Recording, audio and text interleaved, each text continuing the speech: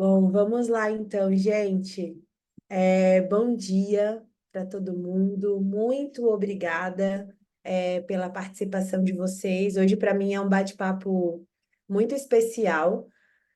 Eu não vou apresentar o nosso convidado, mas ele é uma pessoa que eu tive o privilégio de trabalhar junto. Foi pouco tempo, foi menos tempo do que eu gostaria, mas a gente trabalhou junto e eu tenho uma admiração enorme por tudo que ele construiu até aqui. Mas antes da gente começar a apresentar, eu acho que é legal dar um contexto sobre quem é a TIFES e por que que a gente está aqui tendo esse tipo de bate-papo, principalmente com um time de RH, né? Então, acho que o contexto de mundo, gente, o contexto organizacional, tá todo mundo vendo, né? Acho que muitas mudanças acontecendo, como é que a gente faz cada vez mais com menos e cada vez melhor, né? Como é que a gente destrava todas as dificuldades que a gente tem no caminho para construir time, para fazer as coisas acontecerem. Pode passar, Nath, por favor.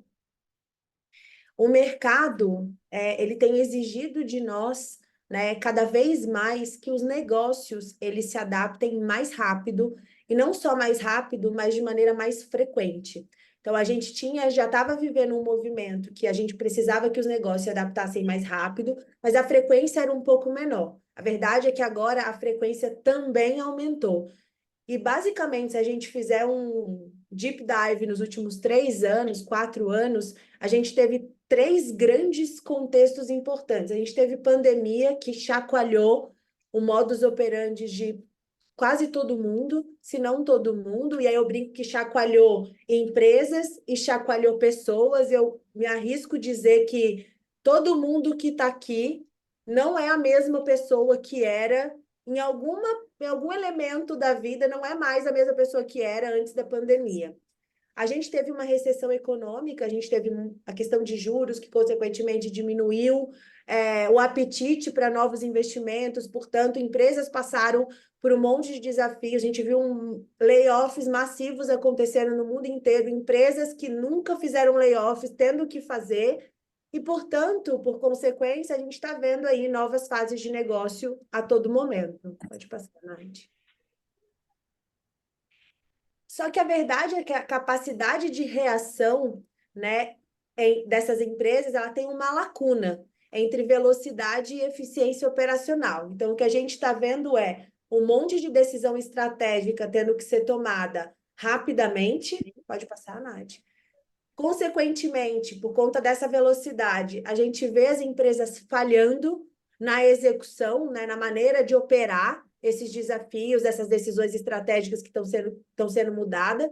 Junto com isso, a gente vê desafios de orçamento, né? Obviamente, um monte de gente tendo que demitir, as empresas tendo que ser mais eficientes, então desafios de orçamento acontecem, e aí falta, junto com isso, habilidades disponíveis na hora certa.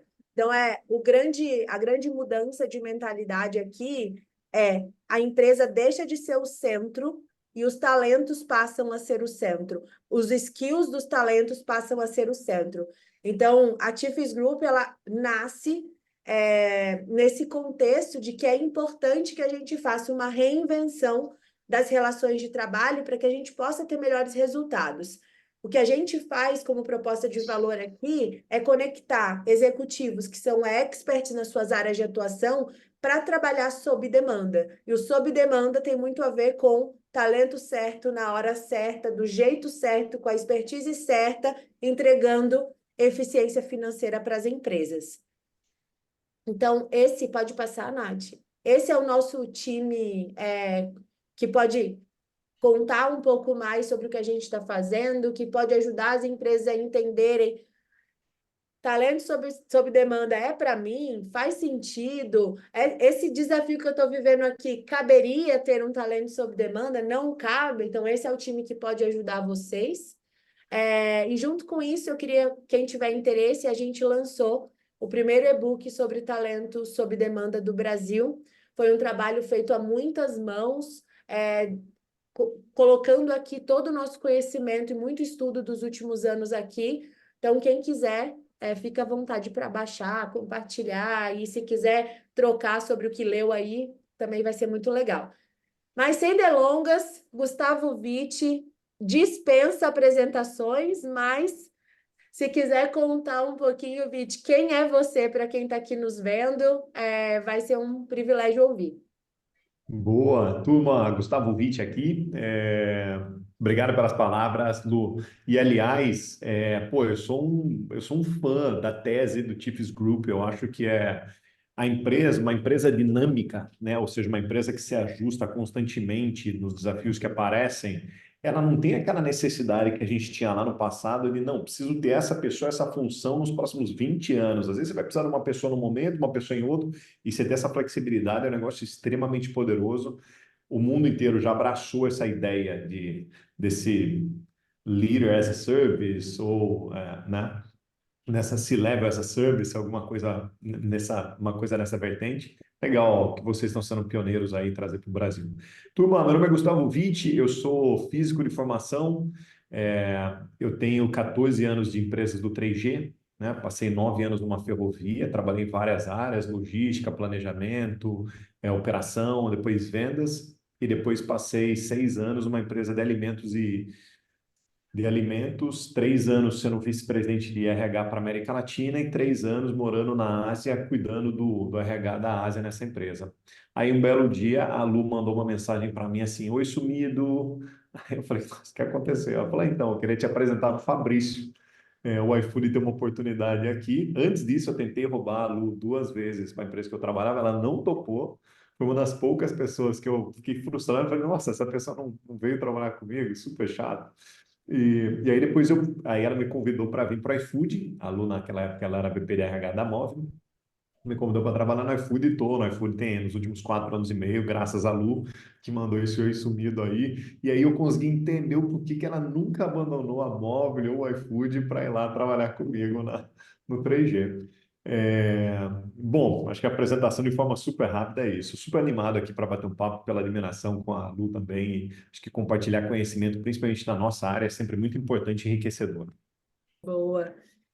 Vite, acho que você é um dos caras da onde eu olho, né, da perspectiva de RH, acho que você foi o que mais foi bem sucedido até agora em de fato conseguir implementar uma cultura de dados dentro da estrutura de RH. Eu acho que se a gente pensar em alguns calcanhares de Aquiles, né, que a gente tem no RH, sem dúvida, para mim, essa questão dos dados é um deles, né? Então, a verdade é que um monte de área tem muita dificuldade em incorporar essa cultura data-driven e a gente vê muitos dados soltos, sem as dificuldades de conectar as informações para tomar decisão, principalmente em RH.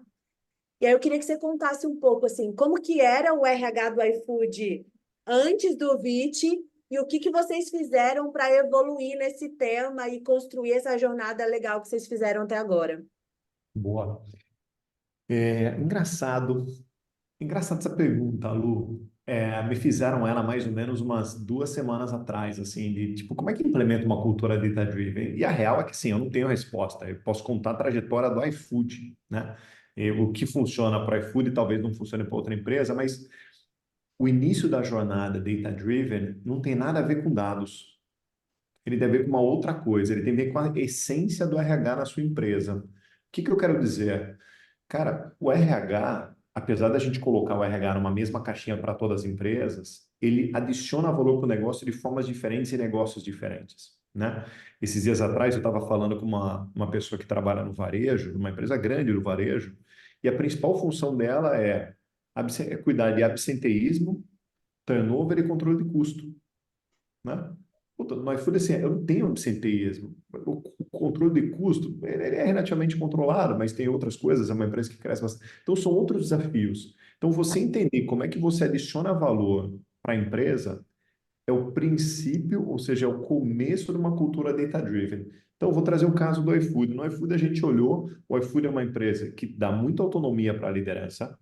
Nossa cultura, a gente trabalha com bastante ambiguidade, ou seja, a gente não tem todos os procedimentos anotados, tudo bonitinho, ou seja, a gente empodera a liderança ainda mais. E essa autonomia cria uma cultura onde a gente precisa dar direção para as pessoas e deixar elas irem. Logo, o papel da liderança é fundamental. Então, como é que a gente adiciona o valor no iFood, né? A nossa missão de people no iFood é construir um ambiente de altíssima performance de forma duradoura através da liderança. Por que que isso é importante? Porque eu coloquei numa caixinha a liderança é meu principal foco.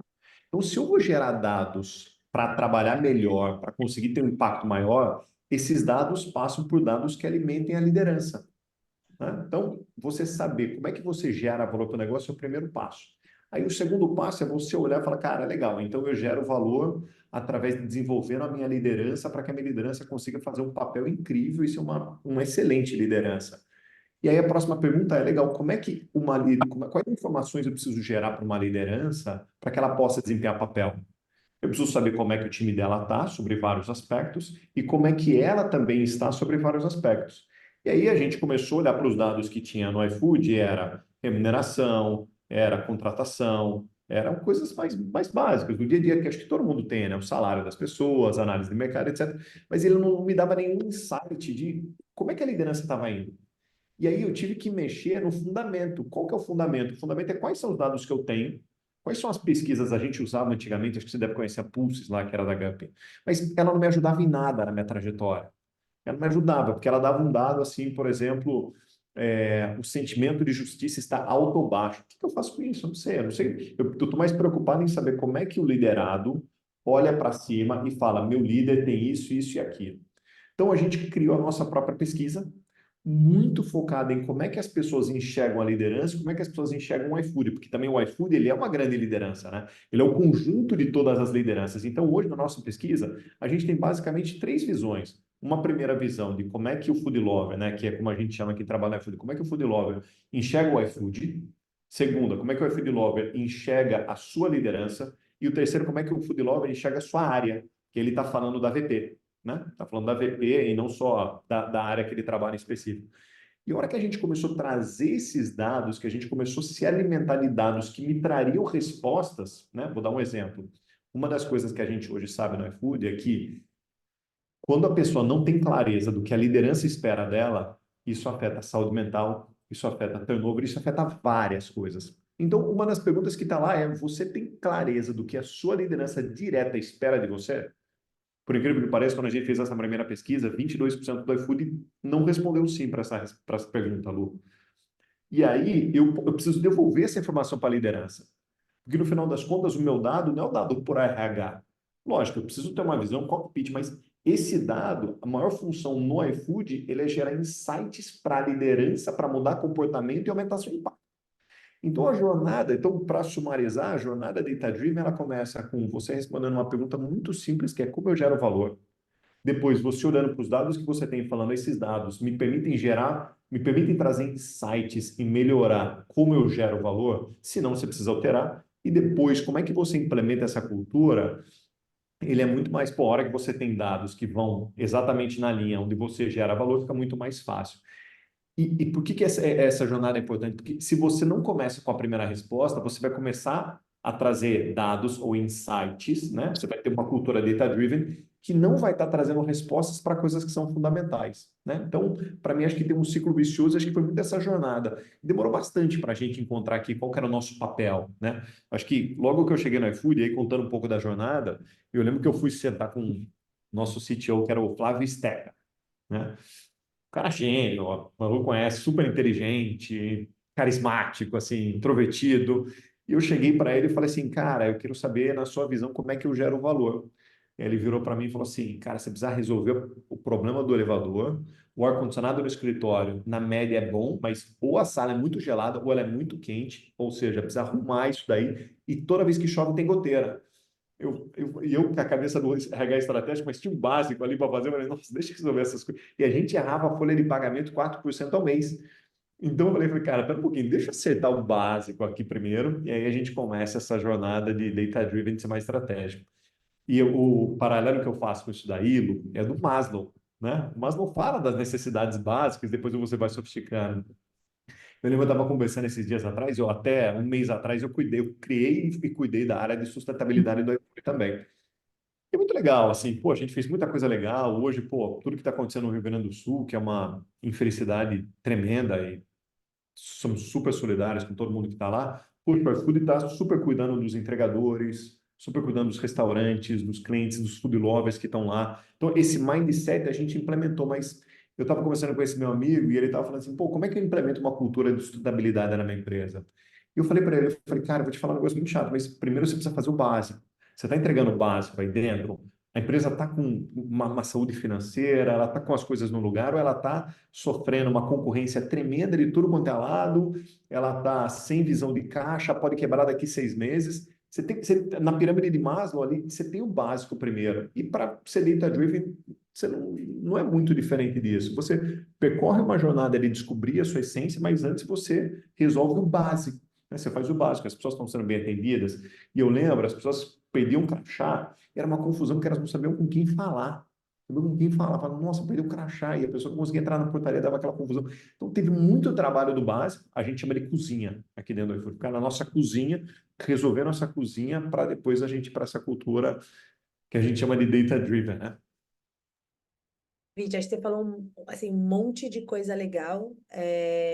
Eu queria fazer um clique. Eu acho que, sem dúvida, acho que eu adoro a referência de Maslow para quase tudo. Eu acho que para quase tudo dá para a gente usar Maslow, em RH principalmente.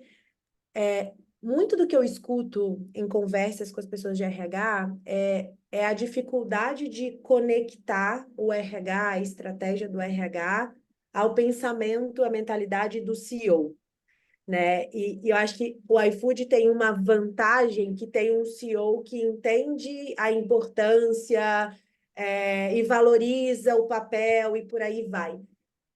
Quando é um contexto completamente diferente, Vit, que eu acredito assim, que é 80% das empresas, como é que você acha que o RH pode começar esse trabalho dessa cultura data-driven para chegar lá no top management com uma entrega de valor um pouco mais robusta? Bom, legal. Lu, pô, pergunta de 1 milhão, hein, cara? Pergunta de 1 milhão que, como você mesmo falou, né? Assim, pô, 80, 90% das empresas são assim. Então é um baita de um problema, é um problema grande.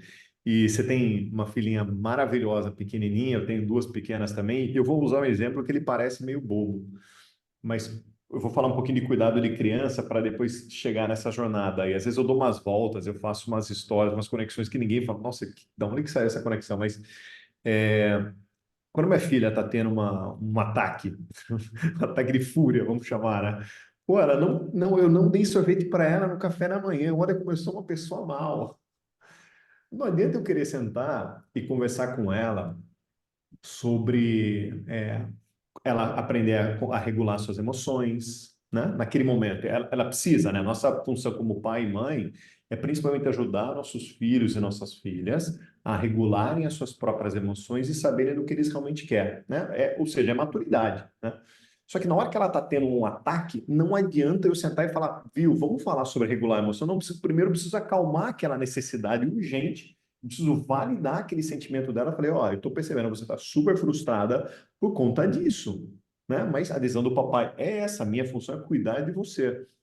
Por que que acontece essa historinha? E depois, na hora que ela se acalma, aí eu vou falar com ela, vamos falar sobre regular a emoção. Por que que eu falo sobre isso? Porque muitos CEOs e muitas CEOs também, pô, essas pessoas elas têm um papel que tem 300 e 400 coisas, e elas têm primeiras demandas, né? Então vamos colocar o exemplo dessa pessoa do varejo que eu mencionei logo no começo. Pô, a função do CEO daquela empresa, é um CEO daquela empresa, pô, é cortar custo, é aumentar a eficiência financeira, é ganhar uma sobrevida, é parar de queimar caixa. Então, se a pessoa, esse meu amigo, né, que é o líder do RH dessa empresa, ele não conseguir dar um jeito de resolver isso, primeiro, e acalmar um pouco aqueles ânimos, não vai ter uma segunda conversa do tipo, cara, vamos falar sobre liderança aqui, vamos falar sobre o papel de cada um da empresa, vamos falar sobre como é que a gente adiciona valor, vamos falar sobre como é que a gente consegue criar uma empresa onde una as necessidades das pessoas que trabalham aqui com as nossas vontades, que a gente dê autonomia para as pessoas. Você não consegue. E aí volta para aquela história do Steca, né, do CTO do iFood. Quando eu cheguei, eu falei, cara, eu quero ser estratégico aqui. Ele falou, cara, resolve o ar-condicionado, a goteira e o elevador primeiro, e a folha de pagamento. Eu lembro do Fabrício me falando, Vite, Quando eu estava na Móvel, eu não tinha esse problema, mas quando eu vim para o iFood, eu confiro meu Olerite todo mês. E eu acho muito estranho um CEO conferir o Olerite todo mês. E aí, imagine se naquele momento eu tentasse falar, cara, vamos falar sobre uma discussão estratégica. Eu preciso entregar a primeira necessidade dele, a necessidade dele ali naquele momento, assim, resolve esse básico, né? Então, acho que muitas vezes, acho que em algumas empresas, Lu, as pessoas, é um pouco do que eu escuto, relato, né? Não tenho nenhum dado para comprovar, né? A gente está falando de data-driven, né? Mas eu escuto que muitas empresas, eles batem a cabeça exatamente nesse momento, de querer ser estratégico, mas antes o CEO está com... E aí você começa a ter o RH e o CEO, cada um caminhando por um lado, e é a hora que quebra, é a hora que o RH para de sentar na mesa. Então, se eu parar de falar a linguagem do CEO, né? No meu caso aqui, eu vou começar a me separar dele, ele vai ter uma agenda, eu vou ter outra. Eu falo muito sobre o RH, a gente não cria um CEO ideal, incrível, admirado. A gente amplifica as qualidades e a gente ajuda ele a amadurecer. Eu não consigo criar uma fake news e pegar um CEO que não é um CEO admirável, inspirador e tornar ele. Eu consigo pegar uma pessoa, né? O Fabrício, no caso, é uma pessoa mais introvertida, né? Eu consigo ajudar ele a construir ele no palco, as histórias dele, ajudar ele a contar, ajudar a organizar as histórias para que as pessoas consigam entender e facilitar essa admiração, essa inspiração e a transmissão de conhecimento e cultura também, né? Mas eu não consigo fazer esse trabalho mudando ele ou comunicando alguma coisa que ele não pensa ou ele não gosta, né? Então, acho que passa por esse trabalho. Primeiro, você tem que entregar o que essa pessoa está cobrando de você. E aí depois você vai para o próximo passo. Boa. Eu ia perguntar, mas eu vi que tem duas perguntas no chat. Uma é da Roberta Alvarez, acho que trabalhou contigo, Viti, porque ela disse: aprendi muito com esse Viti, desde novembro de 2015, me exigindo dados e me lembro também que me ensinou a fazer apresentações. Tomei muito na cabeça, mas aprendi pacas, Viti. O que você faria diferente 8 anos atrás? Ótimo, Beta. O que eu falei 8 anos atrás, foi na época que a gente trabalhava junto. Eu acho que eu falei exatamente o que eu acabei de falar, Lu. Teve um determinado momento, logo que eu cheguei, eu acho que eu cheguei muito alinhado com o CEO, né? O CEO era o presidente da zona lá. E, pô, a gente foi caminhando junto. Chegou em determinado momento, eu vim para cá, ele foi para lá. E aí a gente se perdeu. Então, acho que o que eu faria, né? Eu exagerei aqui falando que a gente foi completamente separado, mas boa parte foi junto, né? Mas a gente teve um desvio, sim, e foi um desvio visível. Em determinado momento ele falava de mecanismos de gestão. E eu estava mais preocupado em desenvolver a liderança. E eu não conseguia entender e equilibrar essas duas coisas de falar, cara, vamos fazer mecanismo de gestão e usar isso como elemento para falar, mecanismo de gestão funciona só quando a gente tem uma liderança boa, então essas duas coisas precisam andar juntas. Eu acho que se eu voltasse atrás, acho que essa é uma coisa que eu talvez endereçaria, pelo que eu acabei de falar, você precisa primeiro entregar o que ele está pedindo. E aí depois você começa a brincadeira. Boa. Tem outra pergunta aqui, Vinte, do Renê. Apesar de já ser um passo importante, ter os dados resolve só parte do problema. Como o iFood prepara a liderança para interpretar e tomar ações pertinentes sobre os dados? Boa, é uma ótima pergunta, né? Porque o dado em si, ele tem muito pouco valor se você.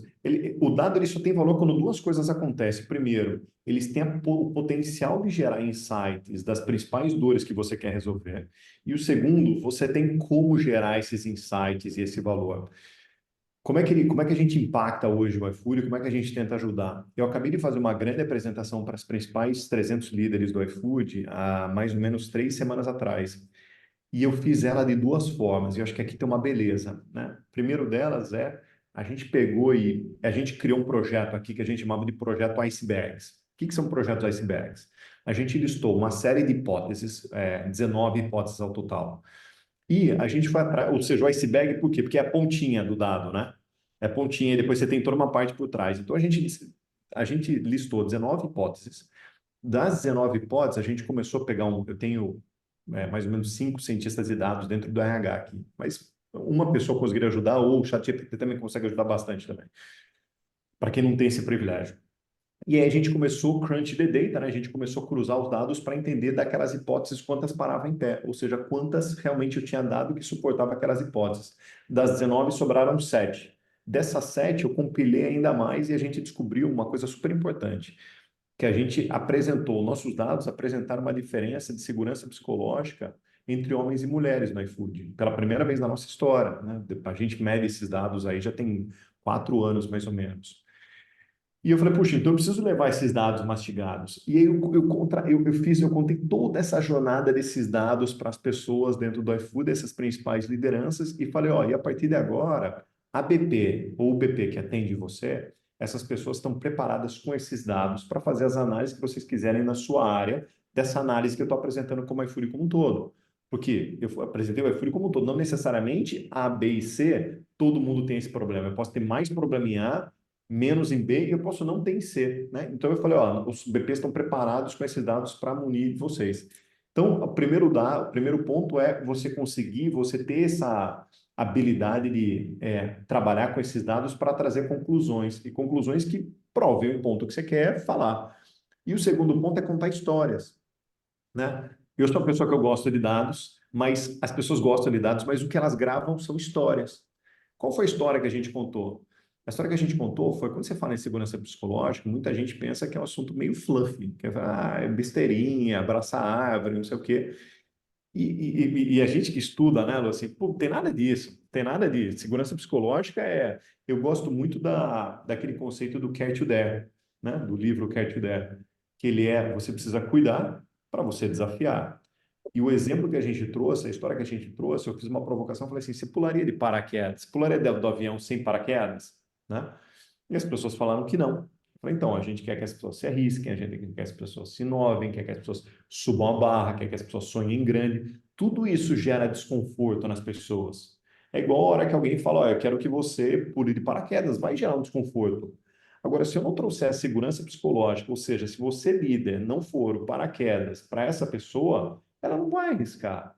Ela não vai topar colocar a meta num patamar que ela não acha que ela não tem um plano para alcançar, que ela acha difícil. Ela não vai, se ela errar, ela não vai ter coragem de falar para você, ela vai tentar pegar os números ali do Excel. Sabe quando você muda a barrinha ali, a altura da barrinha? Vai tentar mudar a altura da barrinha, vai cortar num período ali que vai mostrar um negócio crescendo quando realmente não está. Então eu fiz essa comparação do desafio, do dare, de você pegar e desafiar a pessoa, inovar e jogar barra lá em cima com paraquedas. Então a gente brincou lá no final, falou assim, então líderes, vocês são os paraquedas das pessoas. Vocês querem que as pessoas se desafiem, vocês querem que as pessoas inovem, arrisquem, jogar barra lá em cima? Então vocês precisam construir segurança psicológica. Então acho que essas duas coisas, elas andam de lado. Você precisa trazer um número, tem pessoas que são mais numéricas, olham o número, são mais racionais, mas o que as pessoas guardam mesmo são as anedotas. Então, você precisa ter anedota para suportar essas duas histórias, para que essa história se propague e fique na cabeça das pessoas, né? Foi muito legal lá, né? Depois a gente brincou e criou um iconezinho de uma bag com paraquedas e tal lá, e aí se estabelece, né? Sem dúvida. Boa. Vit, tem mais uma pergunta aqui da Simone Grossman. Vit, nessa jornada de dados, você vê alguma dificuldade do RH de desenvolver as competências necessárias? Como muitos RHs têm formação em humanas, você acha que isso requer algo adicional para preparar o próprio RH? Eu, eu vou falar como é que eu penso, né? Não tenho a resposta para isso daí, mas eu posso falar como é que eu penso aqui, como é que eu penso e tento implementar dentro do iFood. Eu acho que erra quem fala que nesse novo RH pessoas biohumanas saem em desvantagem. Por quê? Porque acho que a combinação das duas coisas é o mais importante. Você ter o dado e você ter o olhar crítico. Então, assim, vamos lá. Eu não sei, eu lembro quando eu estava na Ásia em 2000 na verdade antes na Heinz, quando eu estava na América Latina, quando eu estava em 2014, eu fiz uma pergunta que ninguém sabia responder, que era se existia uma disparidade salarial entre homens e mulheres, né, na mesma função, etc. E para minha surpresa tinha uma discrepância de 30%. Isso em 2014, estou falando. E a gente criou um processo todo que ele corrigia isso daí. Em 3 anos, a gente saiu de 30% para 7%. Cheguei na Ásia, eu fiz a mesma coisa. A gente saiu de quase 12% para 1% em 3 anos. Mas a parte mais interessante foi quando a gente tentou fazer um projeto, quando eu estava na Ásia, que era para prever quem eram as pessoas que iriam sair nos próximos 6 meses. E aí tem uma metodologia estatística super difícil, que chama XGBoosting. Para quem é um pouco mais nerd, ela é uma mistura de clusterização com regressão linear, né? Então, ele te dá a previsão de quem vai sair. A gente tinha um alto nível de assertividade de 60% no True Positive. Assim, pra você ter uma noção, o Oxygen Project do Google ele tem mais ou menos essa mesma predição. A gente foi convidado para apresentar para o ministro da Educação de Singapura. Foi um projeto super legal, mas fui eu que fiz? Não. Foi meu time que fez? Não. A gente fez uma parceria com uma universidade lá em Singapura, chamava SUTD, Singapore University of Technology and Design, e trouxemos 15 estudantes, 6 de mestrado e 9 de graduação, para fazer essas análises. Então, acho que assim, o RH atual, né? Você falou você deu o exemplo de humanas, mas o RH atual que não vai surfar essa onda, que vai ficar desatualizado e vai perder seu valor, o RH que não entende o valor dos dados, ele não precisa fazer uma análise estatística, ele não precisa saber fazer uma curva normal ou qualquer coisa, mas ele precisa entender, falar, nossa, eu entendo a importância dos dados, ele precisa saber fazer as perguntas e ele precisa ter pensamento crítico, tá? Falando um pouquinho de cada um dos três.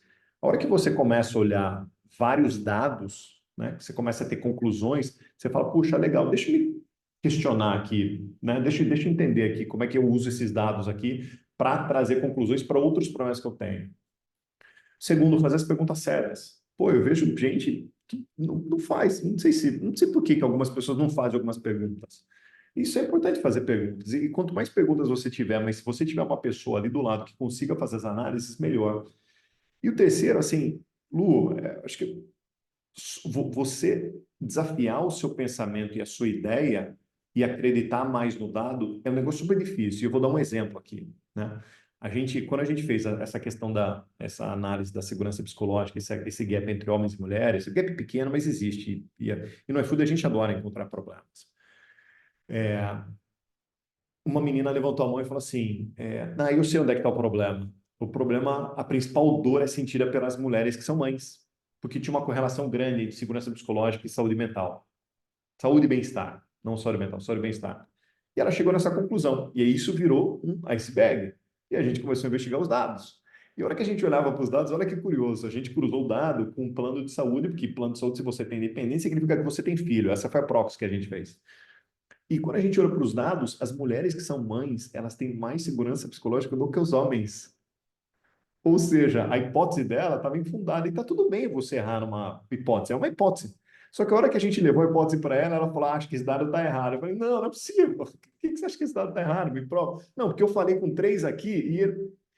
Então, assim, a capacidade nossa de ter um pensamento crítico e falar: isso é o que eu gosto, mas talvez nosso cérebro mente muito para a gente. E a gente precisa entender isso daí.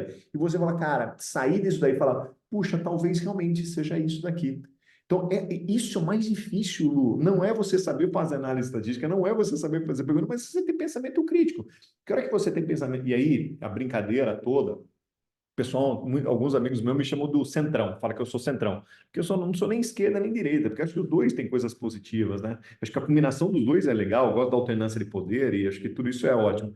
Mas tem pessoas que são ideológicas, pessoas que falam, cara, isso só é verdade, ou só isso é verdade, isso é bom, isso é ruim. O mundo é menos binário da forma como a gente enxerga. E os problemas são. E o que isso tem a ver, né, de binário ou não? Porque os problemas também não são binários. Cara, eu falei um pouquinho do paraquedas lá para a iFood como um todo. Falei, pô, segurança psicológica vale para a iFood como um todo. Mas não significa que funciona para todas as leis, não significa que é a melhor recomendação para todas. Às vezes uma área vai estar melhor do que outra área vai estar. Não tem esse problema. E aí essa pessoa tem que focar em alguma outra coisa. E eu preciso ter um pensamento crítico para falar, cara, tá tudo bem você fazer outra coisa diferente daquela. Porque o RH também adora estandarizar, né? A gente fala, cara, vamos estandarizar tudo, mas estandarizar não é bom necessariamente. Ele facilita o nosso trabalho, facilita a comunicação, facilita a compreensão, mas nem sempre ele é. Porque aquela one size doesn't fit all, né? Ou seja, não é uma solução, não é uma mesma solução que funciona para todos os problemas. E o pensamento crítico ajuda a gente a ter isso, ou seja, ajuda a gente a falar, cara, putz, legal, eu achava que era isso, mas o dado está mostrando outra coisa, então acho que minha hipótese estava errada. E está tudo bem. Tá tudo bem você fazer hipótese errada. Quem mais faz hipótese errada sou eu. Eu acho que tem um quê de viés, né, Vinte? Está todo mundo cheio dos seus vieses e baseado nos vieses, naturalmente, gente, está passando um avião aqui, desculpa. Naturalmente, a gente parte de premissas equivocadas. Vinte, tem mais uma pergunta aqui que eu acho que é super legal perguntar, que eu acho que é um dilema que muitos RHs vivem, que é Como que a gente inspira a alta liderança quando a prioridade é sempre economia de custo e nunca investimento em desenvolvimento? Como eu posso estimar o ganho financeiro vindo do desenvolvimento de pessoas? Acho que essa pergunta também é de US$ 1 bilhão, assim. Pô, essa é de dois, Lu. Essa é bem boa. Cara, assim, e eu vou falar um negócio que ele pode soar meio estranho, mas eu acho que é importante a gente ter essa noção. Eu dei uma palestra recentemente para uma grande montadora, o CEO e o C-Level da empresa estava lá, e a pessoa da RH estava puxando uma, bem tradicional, assim, e a pessoa da RH estava puxando, falando, pô, a gente não tem orçamento para fazer atividades de D&I. E eu acho que é importante. E o CEO próprio falou, eu acho que é importante. A gente quer puxar essa agenda, mas não tem. Tá falando em, cara, gastar, sei lá, 1 milhão, 2 milhões de reais a mais, um negócio que não tem. E assim, e não vai ter o CEO da empresa, ou a CEO, e você sabe bem disso agora nessa posição de CEO, assim, não tem um bolso de dinheiro sobrando que fala, ó, surgiu uma emergência, pessoal, tô aqui, hein? Tô aqui, tô aqui. As duas últimas discussões que eu tive sobre isso, que era, cara, precisamos investir mais nas nossas pessoas, foi, pô, eu sei que tem um montante limitado de grana que a gente consegue gastar aqui para ter um equilíbrio financeiro. Eu preciso ter uma. A sustentabilidade não é só você não emitir CO2, não ter pegada. Não, a sustentabilidade é você também ter sustentabilidade financeira da empresa. E a hora que a gente entende isso, as coisas ficam mais fáceis. Por quê? Porque não tem dinheirinho invisível que vai aparecer do nada. Não tem. O trade-off que eu optei, e é como eu acredito, é legal, ao invés de eu ter 1.000 pessoas aqui e investir R$ 1 em cada uma delas, ou sei lá, R$ 1.000 em cada uma delas, por que que a gente não tem 900 pessoas e eu consigo investir talvez R$ 3.000 em cada uma delas? E algumas decisões difíceis vão ter que ser tomadas. Ah, Vitor, você está falando aqui, então, para a gente investir mais, a gente precisa ter óbvio. Não, a gente precisa ter um custo de pessoal que cabe naquela empresa que seja adequado. Talvez o que esteja acontecendo é que não está cabendo. Você quer investir mais, o que eu acredito também, é uma decisão difícil. Lembra, a gente, seres humanos, adultos, maturidade, a gente se entender. A vida é feita de trade-offs. Eu gosto do poeta Chorão, do Charlie Brown Jr. Cada escolha é uma renúncia, Lu, né? Cada escolha é uma renúncia. Então, se você escolheu, eu quero investir mais por pessoa, não tem um dinheirinho sobrando, você vai ter que tomar outras decisões para tirar dinheiro do lugar para colocar lá.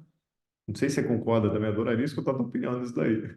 Não, concordo 100%, Viti. E eu acho que eu acrescentaria também um outro elemento,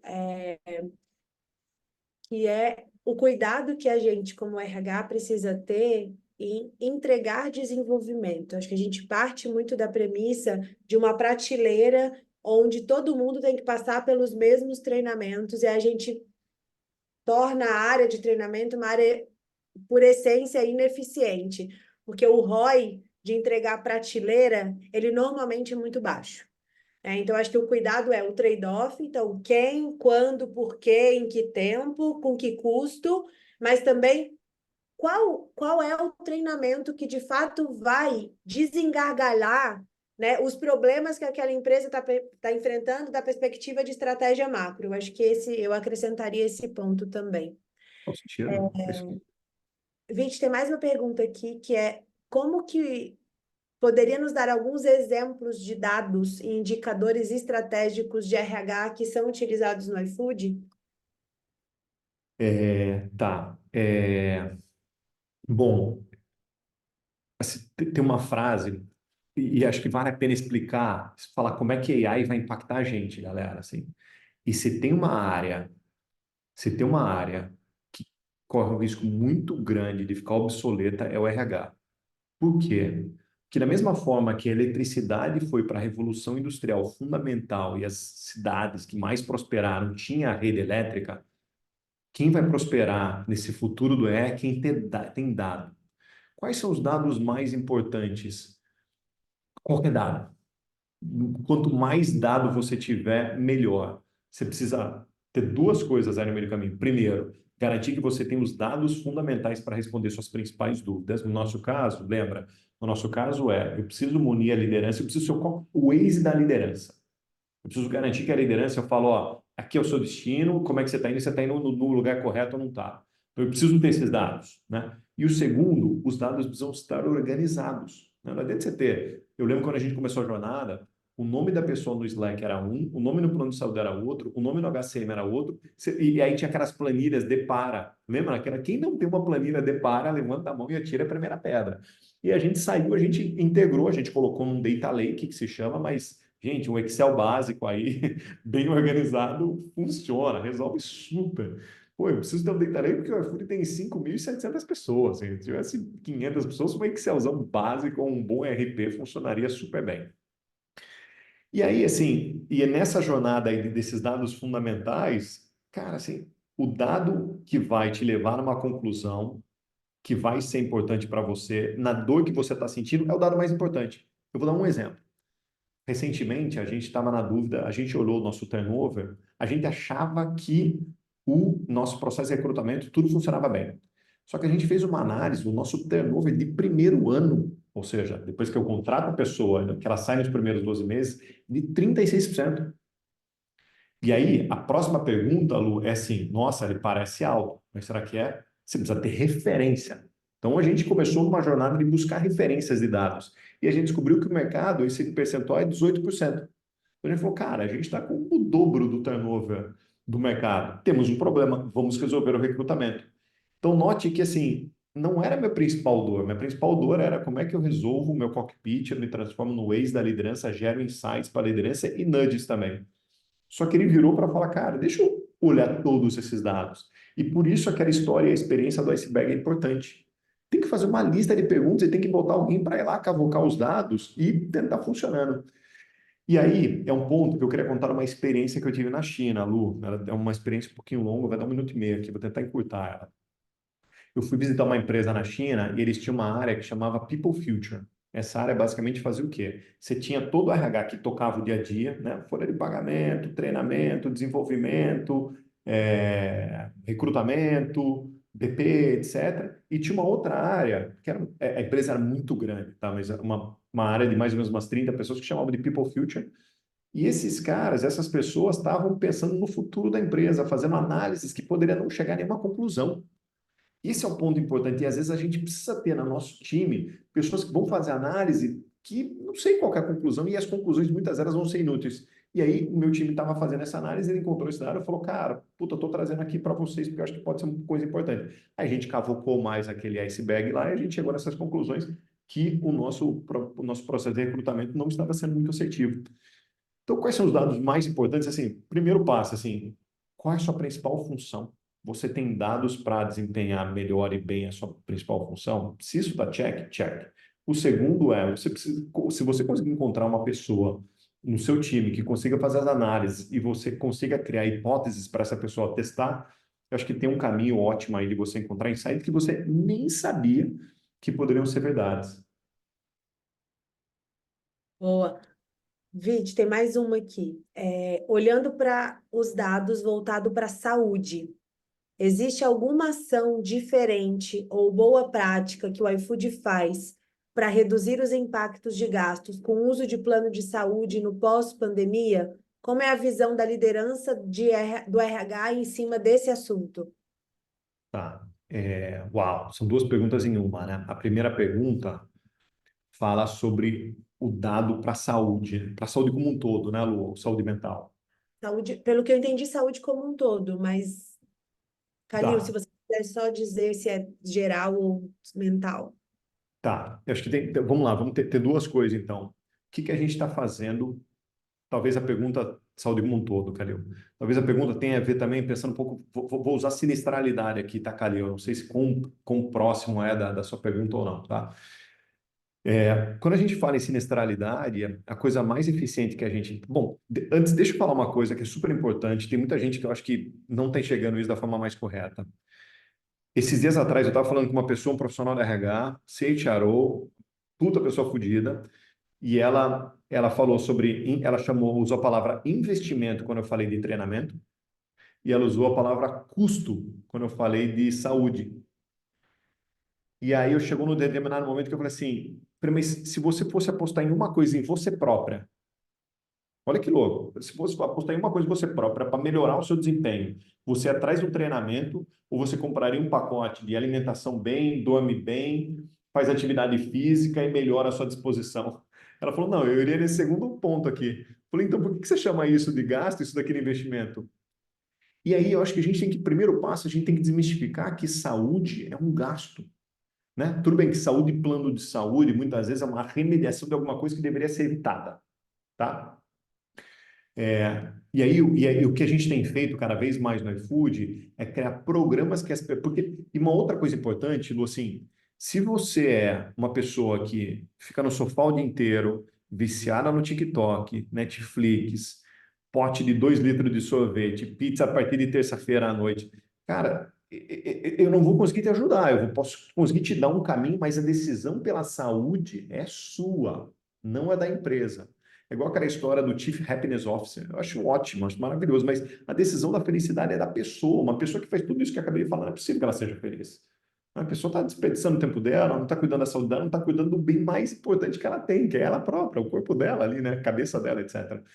E como a gente tem enxergado saúde no iFood, é muito sobre essa ótica de saúde promove desempenho. E aí tem duas coisas acontecendo. Primeiro, a gente tem incentivado cada vez mais as pessoas a terem ferramentas dentro do iFood que elas possam cuidar da saúde. Por exemplo, eu tenho um pessoal, uma equipe médica de plantão 24/7 no Slack. Então, qualquer pessoa pode ir lá no que a gente chama do iDoc e pode fazer uma consulta online em 15 minutos. A gente também tem psicoterapia online no Slack, que a pessoa vai lá e fala, pô, tô precisando de uma emergência, e aí, lógico, né? E aí você sai do Slack e ela vai ter uma sessão virtual, ou eventualmente, em alguns casos, até uma sessão presencial com as pessoas. E, em paralelo a tudo isso, a gente está fazendo essa segunda coisa, a gente está fazendo um piloto agora no iFood, Lu, que eu estou achando super interessante para quem gosta de longevidade, Peter Attia, Huberman Lab. A gente está fazendo um pacote, um experimento com 20 funcionários do iFood, que eles fizeram exame de sangue, exame biométrico, fizeram vários exames lá, e aí estão passando por nutricionista, psicoterapia, coach de esportes e coach de sono e saúde e hábitos. São 4 especialistas lá, um processo de 6 meses que vai se encerrar agora no mês de junho. Eu estou super animado com esse processo, porque a gente já está vendo uma melhora na disposição dessas pessoas, a gente tem uma hipótese que o plano de saúde depois dessas pessoas vai eventualmente reduzir, as chances de doenças cardiovasculares vão reduzir, as chances dessa pessoa se tornar diabética vão reduzir, as chances dessa pessoa precisar fazer uma cirurgia bariátrica vai reduzir, e o relatório que a gente teve nos últimos 3 meses mostra que já perderam peso, disposição está muito melhor, elas estão se sentindo mais engajadas, motivadas. A nota da pesquisa de pulso que a gente tem aqui, chama Fala Aí, a nota da Fala Aí já aumentou dessas pessoas. Fala, cara, assim, tem uma joia aí. Ah, o quanto que isso vai impactar na sinistralidade, eu não sei. Não sei, mas eu estou mais preocupado com a performance do que sinistralidade agora. Aí eu vou virar para a sinistralidade. Na sinistralidade, a gente está fazendo uma outra coisa. O que a gente está fazendo existe um mau uso muito grande de plano de saúde e eu sou essa pessoa também, né? Vou dar um exemplo. Para quem tem criança pequena, na primeira dorzinha, cara, vai para pronto-socorro. Pronto-socorro é uma das coisas mais ineficientes que existem. Você pode fazer uma consulta virtual ali. Em geral, quando você vai no pronto-socorro, ela te dá um analgésico ou um antibiótico. É isso, né? Não tem muito mais. Né? Não estou recomendando para ninguém também não ir, não fazer um cuidado, mas a partir do momento que essa pessoa pode ter um acesso rápido a fazer uma consulta virtual e ela entende fala, e ela consegue ser atendida e ela consegue sentir uma segurança que ela está sendo bem cuidada, ótimo. Outros exemplos, hospital para maternidade, tratamentos oncológicos. E tem várias outras coisas que a gente tem uma equipe médica especializada para identificar quando essas coisas mais críticas acontecem e recomendar para essa pessoa não o mais barato, mas o mais eficiente, que nem sempre o mais caro é o melhor. Então, o nosso time, com muito cuidado, ele acaba conduzindo isso daí. A gente tem uma parceria com uma consultoria que ajuda a gente a olhar esses dados, ajuda a gente a ter essa proximidade e a criar essa conexão. E aí, com isso, cara, a gente reduziu nossa sinistralidade, chegou em pico de 120%, está em 89%. Né? Não é só isso, muita coisa aconteceu, mas isso também. Viti, acho que tem mais um monte de pergunta, mas eu vou me dar o direito de fazer uma pergunta aqui, minha, de um tema que eu particularmente, assim, publicamente eu amo, que é cultura. É, cultura tem um quê, né, Viti? Acho que muitas vezes a gente parte da premissa que a cultura, ela é subjetiva. Eu acho que várias discussões já tiveram ao longo do caminho sobre não ser subjetiva, mas na tua visão, assim, quais são os principais indicadores que as empresas ou até que o iFood utiliza para avaliar ou mensurar cultura? Lu, ótimo. Baita pergunta. A gente teve uma crise longa. Você sabe o quanto que o Fabrício é apaixonado, o Fabrício, meu chefe, é apaixonado por cultura. O que que a gente fez, cara? Eu lembro que uma vez teve uma pessoa, meu par, que virou e falou assim: eu tô sentindo falta daquela cultura pulsante. E cara, eu não consigo discutir com uma frase dessa, assim. Sinto falta daquela cultura pulsante. Defina a cultura pulsante. E aí, isso é uma primeira dor. Eu acho que tem três passos aqui. O primeiro passo é você pegar os valores que estão na parede e transformar eles em comportamentos observáveis, tá? Eu, particularmente, sou muito fã da Amazon. Acho que a Amazon fez isso muito bem com os princípios da liderança, né? O Leadership Principles. Se não me engano, são 16 ou 17. Eu estava em Seattle há seis semanas atrás, fazendo um pouco de benchmark com eles. Então, o primeiro passo você transforma em comportamentos observáveis. Ou seja, por exemplo, um dos valores nossos é empreendedorismo. E aí depois ele se transforma em princípios, que a gente chama do JIT, o jeito iFood de trabalhar. E tem lá, sonhar grande, apetite constante, e ele descreve. Apetite constante é aquela pessoa que, mesmo quando as coisas estão bem, ela está sempre subindo a barra para melhorar, para nunca esperar vir um competidor para depois ela se mexer. Então, é um comportamento observável. Essa pessoa fica subindo a barra dela constantemente, essa pessoa sonha grande, essa pessoa tem uma cabeça ambidestra, essa pessoa consegue trabalhar, tem um pensamento crítico, são quatro exemplos de princípios nossos. E aí, quando eu tenho o comportamento e ele é observável, eu posso fazer uma pergunta para as pessoas, o quanto que elas estão observando aqueles comportamentos, seja no iFood ou seja na liderança dela. Então, eu consigo ter um diagnóstico de como é que essa pessoa está enxergando o iFood ou a liderança dela nesses comportamentos que eu deixei claro quais são e tirei aquela ambivalência, né? Então, pô, isso aqui, porque empreendedorismo é muito vago. Eu posso achar de um jeito, você pode achar de outro. Na verdade, você com certeza tem uma noção melhor do que eu, porque você está empreendendo agora e eu não estou. Então, começa por aí, mas a sua percepção, se você definir, vai ser diferente do que eu vou definir. Então, você tem que transformar isso em comportamentos extremamente observáveis. Depois, você mensurar eles ou a percepção das pessoas, do quanto as pessoas vivem. E o terceiro é construir mecanismos que garantam que você vai ter consequências para as pessoas que desempenharem bem aquele comportamento, para as pessoas que não desempenharem.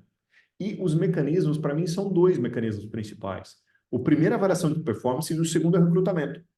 Por que recrutamento? Avaliação de performance, eu acabei de falar, né? Então, se avalia de 6 em 6 meses ou de 12 em 12 meses. Pô, tá bem, mandando bala. Não tá bem, cara, precisa corrigir. E o recrutamento é importante porque isso a minha experiência mostra, apesar de eu gostar muito do trabalho da Carol Dweck sobre growth mindset, etc. Minha experiência mostra que tem alguns comportamentos, Lu, que eu não consigo mudar em você. E aí a brincadeira é assim, cara, as pessoas que são muito acomodadas, eu não consigo fazer ela sonhar grande, eu não consigo fazer ela ter apetite constante. As pessoas que são extremamente ideológicas, eu não consigo ter um papo de pensamento crítico com essa pessoa. As pessoas que não conseguem entender que eu preciso apagar o fogo, mas eu preciso construir o futuro, exemplo daquela empresa chinesa que tinha People Field, pessoa que não consegue navegar nessa ambidestria, eu não consigo ensinar essa ambidestria. E aí, aí se eu não barrar isso daí no recrutamento, não estou achando outra palavra, mas a cagada vai ser feita e vai vir e vai propagar. Então, a cultura, olha só a definição, adorei essa definição. A cultura, eu peguei eu escutei. A cultura, ela é igual aos piores comportamentos que a sua empresa tolera. Então, se você não force, não corrige isso daí na entrada, e se você não corrigir isso na avaliação de desempenho, tomando decisões difíceis, não é o que você colocou na parede, não é o que você está pregando, é o que você está tolerando, né? Então, para mim, a cultura está nesse mote aí. Vítor, eu adorei o que você falou, como uma crítica, uma reflexão sobre o growth mindset. Esses dias eu estava escutando um podcast, que disse uma coisa que eu nunca tinha pensado antes, que é: contrate as pessoas pelos defeitos, pelas oportunidades de desenvolvimento. E o que ele quis dizer com isso? Saiba que ninguém sai de 0 a 10. Essa pessoa, ela tem aquele conjunto de pontos de desenvolvimento e você precisa, no recrutamento, olhar para eles com mais luz do que você olha para as qualidades, porque a qualidade é fácil e você vai olhar para elas e está tudo bem. Mas se você contrata pelo defeito, você sabe exatamente aonde está o teu ponto de dor e até onde você consegue esticar a corda. Sabendo que é do 0 ao 4, no máximo. Você convive bem com esse 0 a 4? No melhor contexto de desenvolvimento, ele vai para o 4. Tá tudo bem se for assim? Se não tiver tudo bem, talvez não seja essa a pessoa certa, né? Exato. Ah, pode uma pessoa de 0 a 10 de chegar de 0 para 10? Pode, só que a probabilidade é tão pequena que eu não quero correr Acha? esse risco. Eu quero correr esse risco. É melhor você pegar uma pessoa de 6 que você sabe quais defeitos, e fala, cara, tudo bem, eu consigo trabalhar aqui, beleza, do que uma pessoa de 0. Então, a cultura no começo, na porta da entrada, o que você falou assim, dá ou não dá, né? É mais importante o não do que o sim, eu acho, na cultura, né? É mais importante ter clareza do que não funciona do que o que funciona às vezes. Boa, Viti, ficaria aqui contigo, você sabe, umas 5 horas, já está cheio de pergunta aqui. Gente, muito obrigada. Eu espero que tenha contribuído um monte para a jornada de vocês aqui. Viti, obrigada pelo teu tempo. Eu sei que tua agenda é super corrida. Muita gratidão por você estar aqui com a gente. Gente, qualquer dúvida, tem algumas perguntas aqui. A gente vai tentar dar um jeito de endereçar essas perguntas de alguma forma. Mas obrigada pelo tempo de vocês. Um bom fim de semana. Beijinhos. Beijo, turma. Boa semana. Valeu.